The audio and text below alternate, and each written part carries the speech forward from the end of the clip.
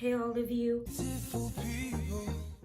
welcome to Real Divyne. If you clicked on this video, you want to learn how to get rid of a keloid, a little bump on your belly ring. I've gone through this numerous times, and every time I do this method, it works perfectly. So I want to help you guys to know how to do it too. If this way works for you, please do a thumbs up and a subscribe, please. It really helps and it really means a lot. And without further ado, let's go ahead and hop into this video.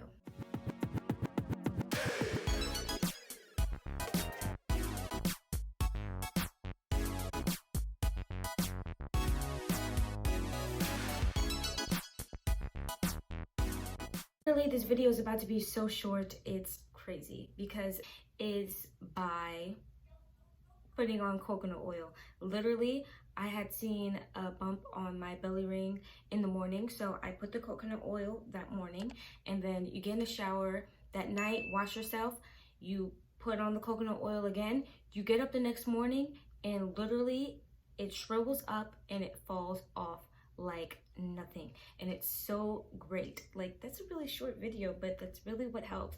Just rub some coconut oil on there, and I really see that the coconut oil works better when I put it on at night, because the next morning it's gone. Like, during the day I'll still have it until I put it on that night. So I really highly recommend you put it on at night.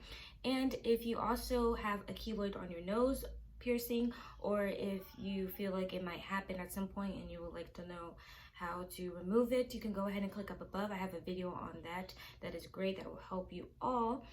Thank you so much for tuning into Real Divyne. I hope this video really helps you guys with your nose piercings and your belly rings, because I hate having those. When we get these piercings, we want to look great. We don't want to be like this and like this with the bumps on any of them, you know what I mean? We don't want that.